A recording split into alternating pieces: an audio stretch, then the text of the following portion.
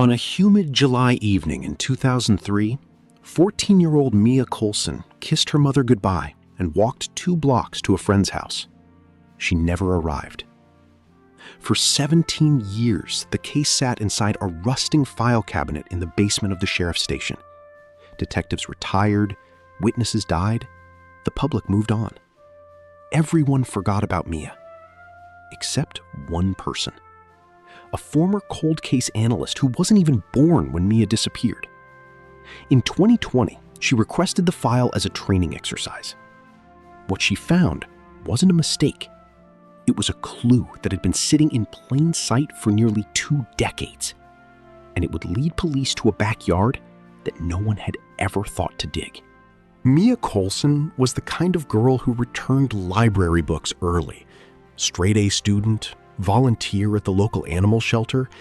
She carried a flip phone that her parents insisted on, though she rarely used it. Her small town of Oak Grove, population 3,200, had not seen a single homicide in 23 years. When Mia didn't show up at her friend's house by 8 p.m., her mother called police within the hour. That's unusually fast. Most missing person cases have a 12-hour delay. But Mia's mother was different. She had survived an attempted abduction herself as a teenager. She knew the clock was everything. By midnight, 30 volunteers had gathered at the high school parking lot. By dawn, search dogs had covered 9 miles of forest. By the end of the week, the FBI was involved. But Mia had vanished without a trace. No phone ping, no witness, no surveillance footage. The year was 2003. Security cameras were rare, and Oak Grove had exactly 0 of them. Detectives interviewed every registered sex offender within a 50-mile radius. They pulled phone records, they searched abandoned barns. The family offered a $10,000 reward, a fortune in a town where the median income was $38,000. But the investigation had 2 fatal flaws. First, police assumed Mia was taken by a stranger in a vehicle. They focused on highways, rest stops, and trucking routes. They never considered that she might have walked somewhere willingly. Second, and more critically, they never searched the home of her neighbor, Ronald Keller. Ronald was a 58-year-old retired electrician. He lived alone, he kept to himself, he had no criminal record. He was also the last person to see Mia alive, though no one knew that yet, because no one asked him. Why would they? He was the quiet old man who fixed Mrs. Patterson's porch light. He brought cookies to the firehouse every Christmas. He was invisible in the way that only small-town neighbors can be. And that invisibility would protect him for 17 years. Years passed. Mia's case was transferred, then transferred again. In 2012, the lead detective retired and took the case file with him, an administrative error that would cost nearly a decade of progress. When he died in 2018, the file was found in his garage, inside a cardboard box labeled Oak Grove. Enter Detective Elena Vargas, a cold case analyst with the state police. In 2020, she requested the file as a training exercise for new recruits. Most of the evidence was useless. Witness statements that contradicted each other, a timeline full of gaps. But one item caught her attention.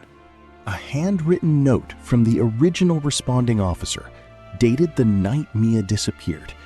It said, "Neighbor across the street, male, white, approx 60, said he saw a girl walking toward woods at 7:45 p.m. Did not appear distressed. No further action taken." That neighbor was Ronald Keller. And here was the problem. The woods were in the opposite direction of Mia's friend's house. Ronald Keller had lied about which way she went. A small lie. 17 years old. Buried in a dead detective's garage. But Elena Vargas noticed something else. Ronald Keller's statement was taken at 10 p.m., 2 hours after Mia was reported missing. Why was he awake? Why was he outside? And why had no one ever looked inside his house?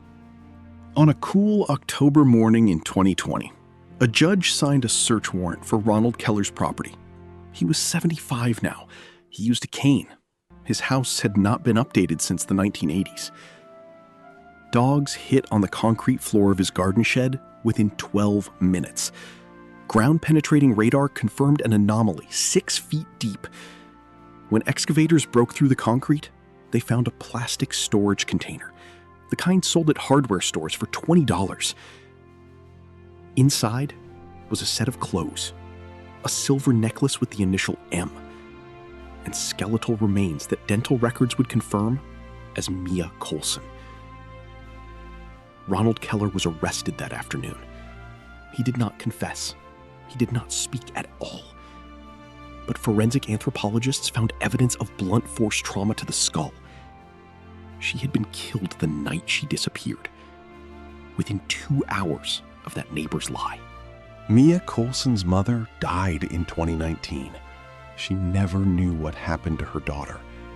But 1 year later, Elena Vargas gave her family the answer they had waited 17 years to hear. The case of the missing girl everyone forgot teaches us a brutal lesson. The most dangerous person is not the one who runs.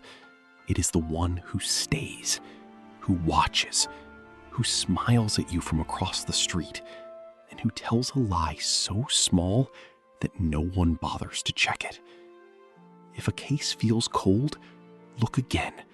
The clue isn't always hidden. Sometimes it's sitting in plain sight, inside a dying detective's garage, inside a rusted paperclip, inside a single sentence that took 17 years to read. Subscribe for more cold case deep dives. Rest in peace, Mia.